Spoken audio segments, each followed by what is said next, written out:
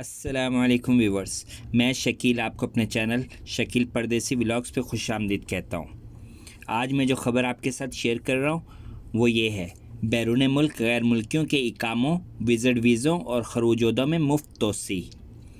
جی ہاں ناظرین، خادم حرمین شریفین شاہ سلمان بن عبدالعزیز کی ہدایت پر محکمہ پاسپورٹ نے بیرون مملکت مقیم غیر ملکیوں کے اقامہ، وزٹ ویزوں اور خروجودے کے ویزوں میں مفت توسیع شروع کر دی ہے۔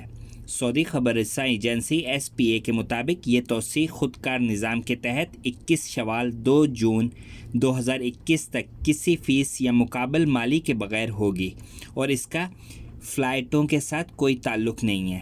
کچھ لوگ اس کو فلائٹوں کے ساتھ جوڑ رہے ہیں، اس کا فلائٹوں کے ساتھ کوئی تعلق نہیں ہے، یہ صرف مالی بوجھ کو کم کرنے کے لیے یہ اقدام اٹھایا گیا ہے۔ فیصلے کے مطابق وزیر خزانہ نے توسیع کے شاہی فرمان پر عمل درآمد کی ہدایت جاری کر دی ہیں۔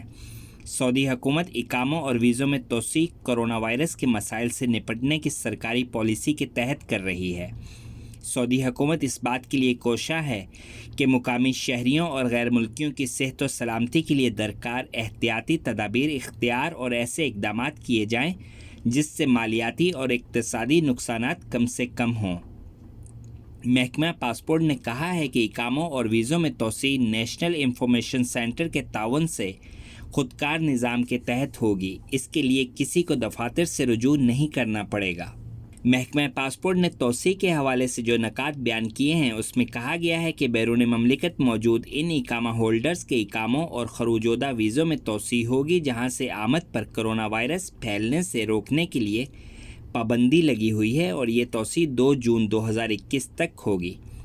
تو ناظرین، یہ تھی اپڈیٹ جو آپ کے ساتھ میں نے شیئر کی ہے۔ اس کے ساتھ ہی اپنے میزبان شکیل کو اجازت دیجیے۔ اپنا اور گرد و نواح میں سب کا خیال رکھیے گا۔ اللہ حافظ۔